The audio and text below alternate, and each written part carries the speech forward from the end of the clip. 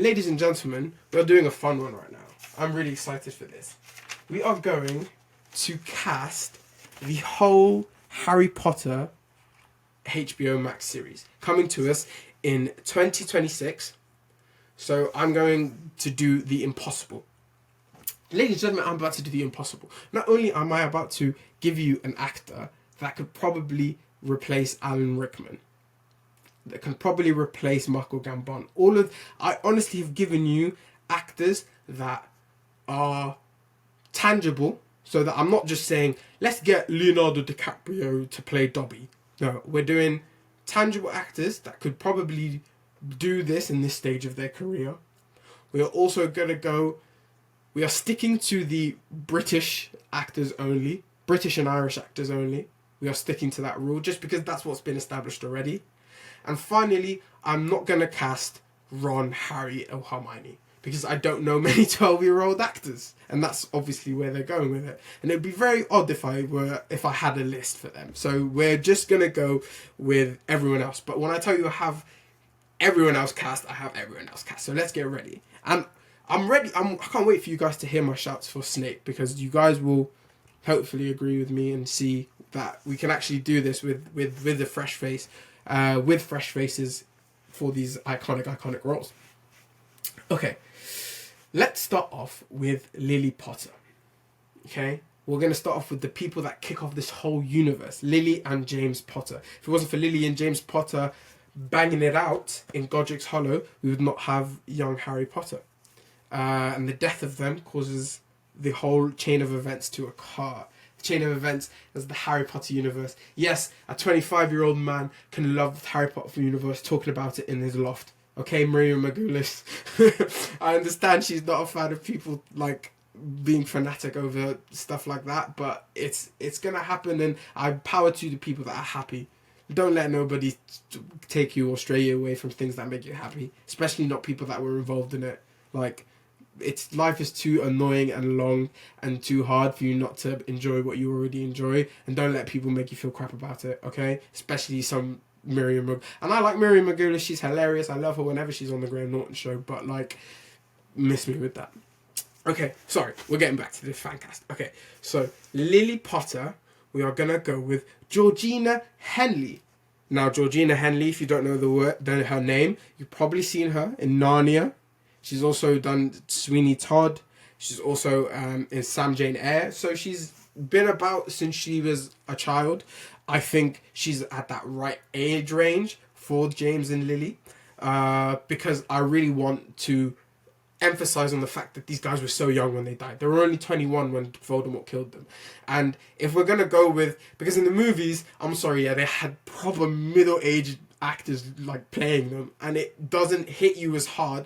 Of course it hits you because they left this orphan but like alone, and you're already set up for like, oh my god, it's so sad because they died. But imagine how much more emphasis and like it will just hit you in the heartstrings even harder when you see Harry looking back at pictures of his family, of his parents, and they were literally these 21-year-old kids with a newborn baby, and that just, it hurts even more. So she would be that great age range for Lily. And for James, we're going to go with Asa Butterfield. Of course, Asa Butterfield, guys in stuff like Hugo, Sex Education, Boy in the Striped Pajamas. He was also nearly Spider-Man.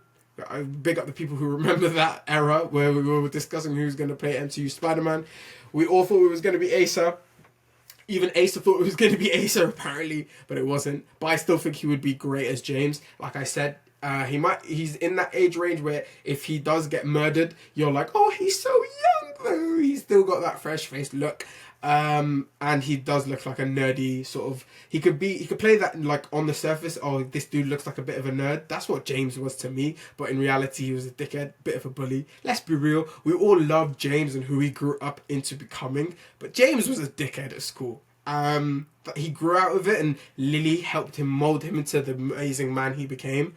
But James was a bit of a dickhead. And I can see Asa probably doing both sides of that. And I hope we get more of James and Lily's backstory. Hope we get some of the Marauders stuff. And so having those young actors probably will help that as well. I hope they recast recast for the young bits, but still, even the bits like right around the first Wizarding War, with the forming of the Order of the Phoenix, like they are the right age for that. Great age for that.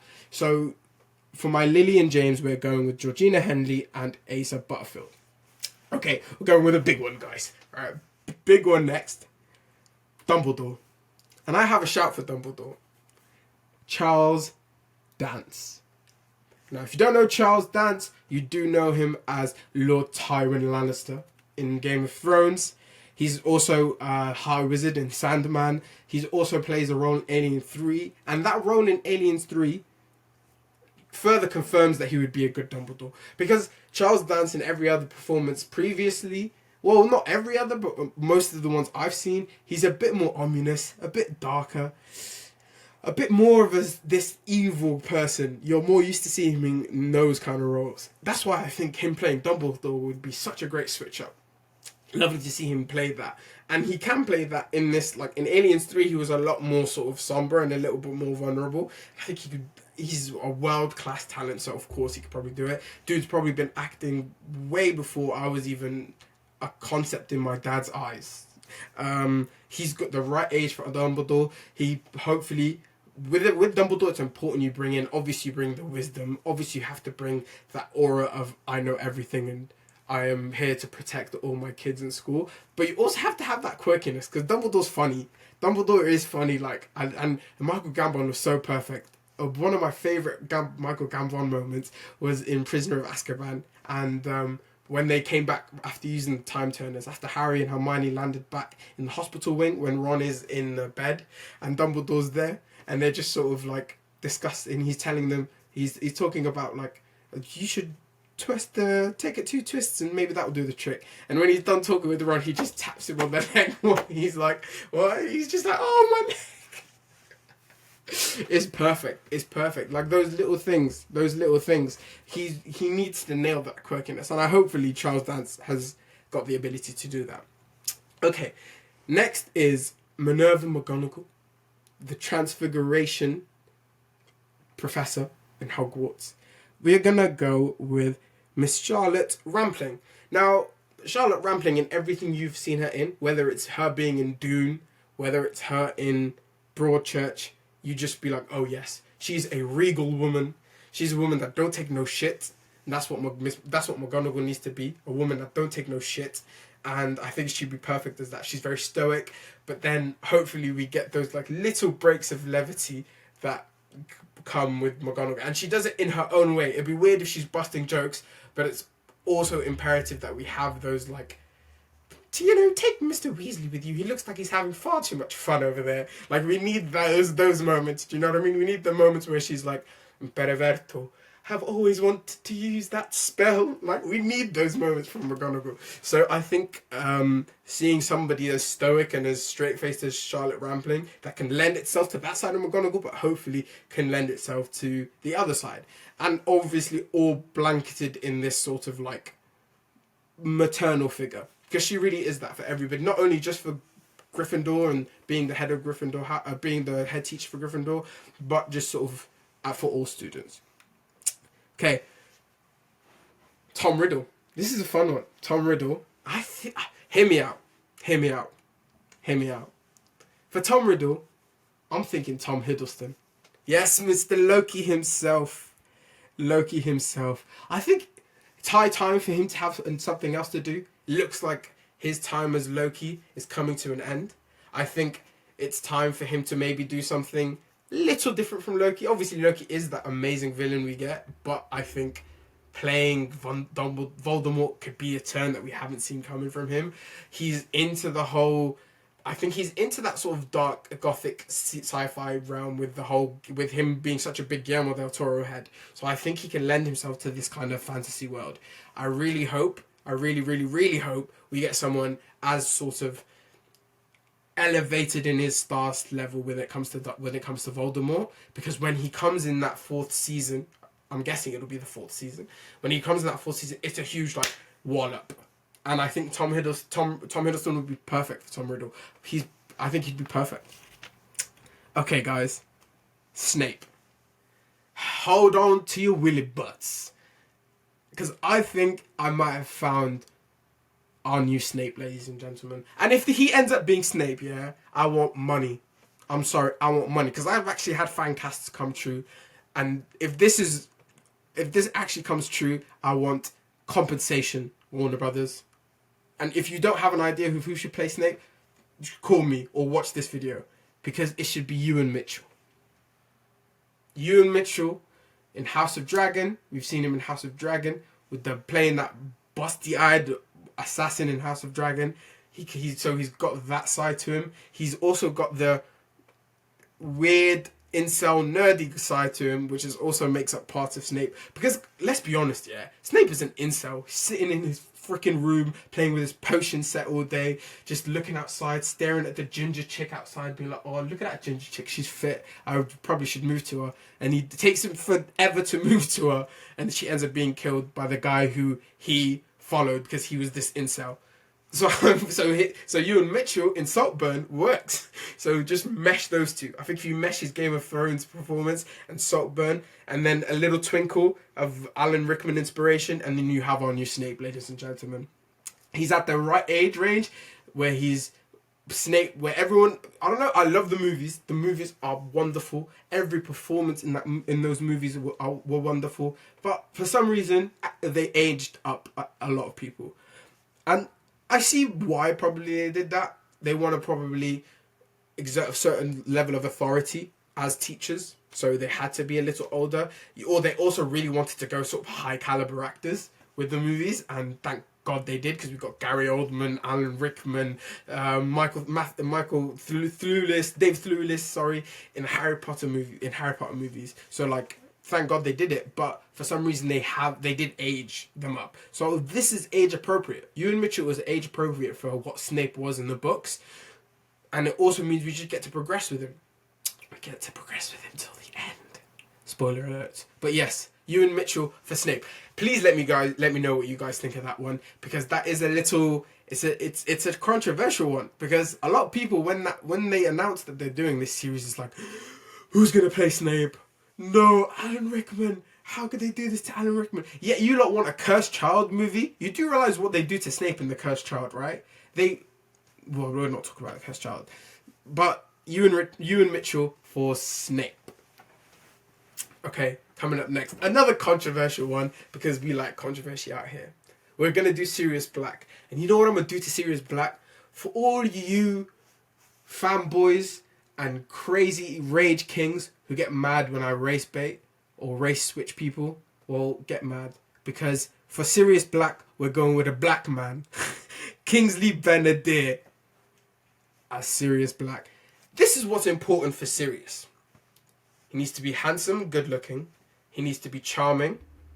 He needs to have that aura, that like aura of like paternal figure to Harry.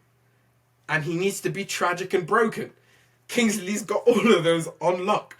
If you haven't seen Kingsley in One Love, playing Bob Marley, he nails that. The guy had to bloody learn patois, which is harder than learning most languages.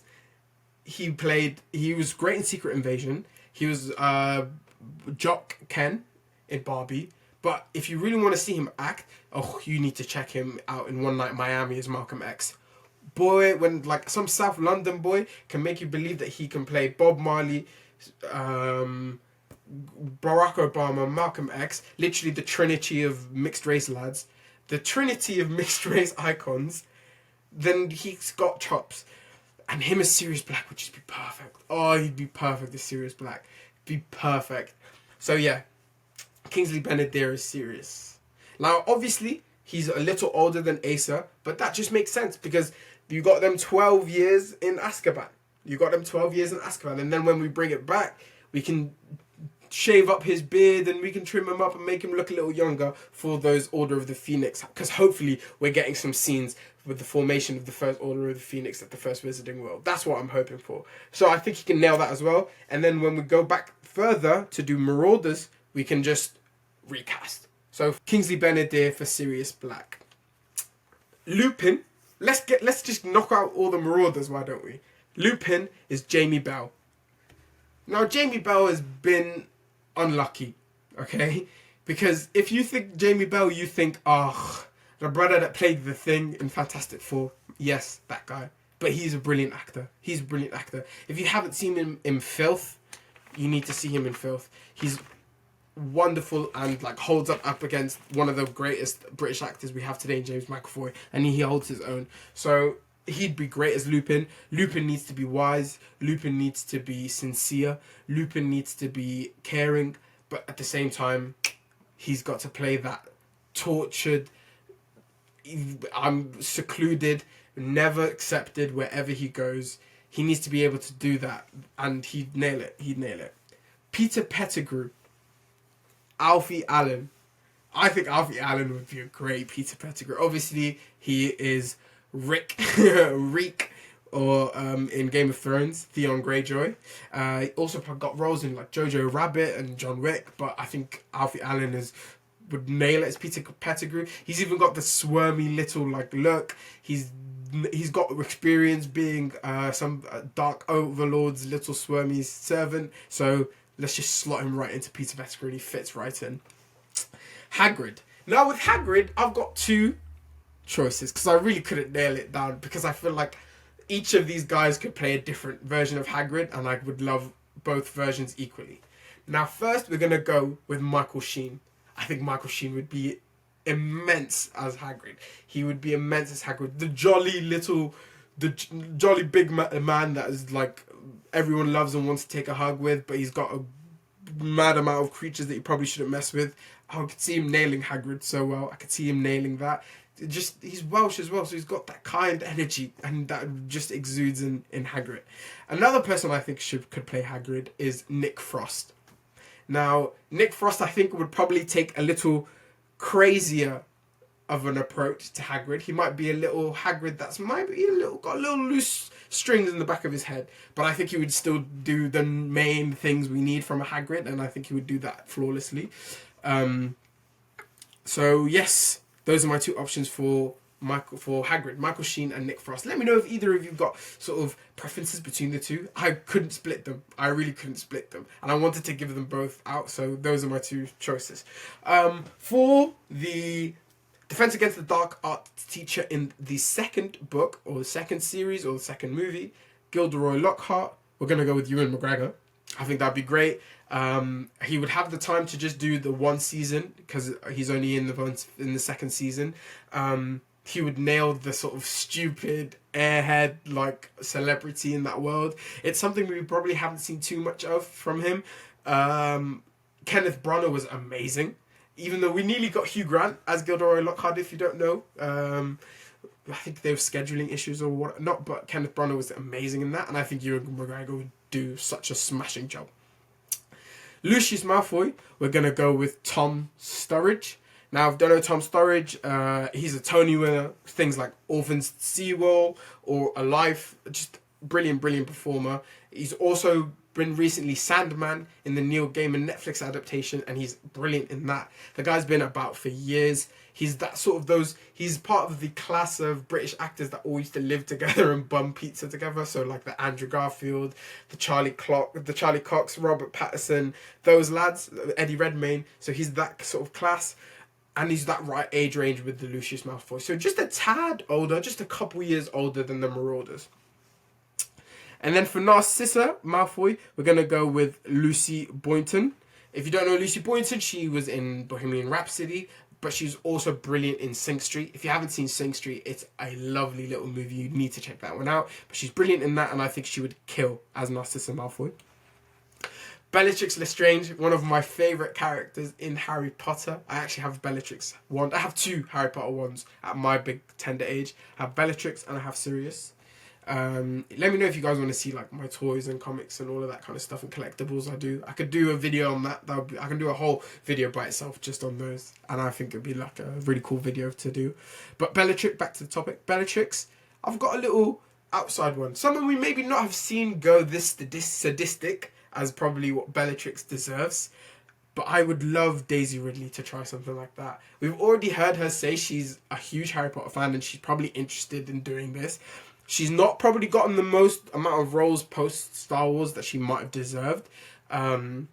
She was in the Kenneth Branagh Agatha Christie adaptation. I forgot which one. I think it was Murder on the Orient Express. So she's got the time to do something like this, and I think this would be such a fun role for her, and such a fun role for us to see her do something like this. She's a brilliant actress.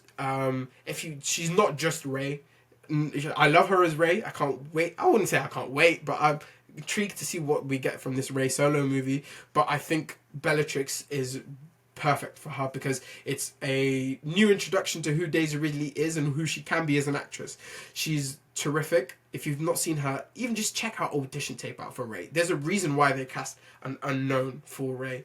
I mean, there's obviously been a long history with casting unknowns for Star Wars actors, but she floored people in that audition, and she's just like bringing out real tears as she was getting force tortured, and it was brilliant. And I just think she's got the range to do a bunch of characters, and I think Bellatrix is just a notch in one of the belts she'll acclaim over her years as an actress. So I think she would be brilliant. Okay, moving on. Cornelius Fudge, the Minister of Magic. We're going with Hugh Bonneville. Things like Monument Men and Downton Abbey. I think he just looks like Cornelius Fudge. I think he would nail that sort of bit of a dickhead aristocrat, sort of elitist, and he's done that in Downton Abbey, and I think it's easily transferable to Harry Potter. We're going with Peeves the Ghost. Finally, we're going to see him. We're definitely going to see him. He's not going to get cut out like in the movies. And for that, I think Simon Pegg would be brilliant. Simon Pegg, you don't need to do much. He just needs to hop in a soundstage at some point. Or even if he's on set, he won't be on set for too long. Just give him that. He would be brilliant in that. And if we're already going to have Nick Frost in there, might as well throw Simon Pegg in there. Rita Skeeter, we're going to go with Juno Temple. Now, Juno Temple, ladies and gentlemen, is one of my favourite actresses working today. Not just Ted Lasso, well, she's amazing in, but not just The Offer, which she's also incredible in. If you haven't seen The Offer, it's about the making of the first Godfather movie and all the stuff they had to go through and to make that happen. But she is outstanding in the new season of Fargo. She carries that. I mean, John Hamm is great. Joe Keery is great in that as well. But she is the heart and soul of that whole season. A season that's been probably its best season since maybe season 2. She is a star. She's ridiculous. I wish she could have had something a bit more significant, but don't get me wrong, Rita's a great character. She pops up consistently throughout the show. She'll be in and out, and I think she'll be a breath of fresh air. She'll be a breath of fresh air, and Rita's such a fun character to sort of cut the tension of what the dramatic unfolds that are going to happen. She's a great way to cut that tension, and I think seeing Juno Temple in and out will be fun as hell. So I would love to see that. Next up, we are going with Mad-Eye Moody. Mad-Eye's dead. Mr. Mad-Eye Moody.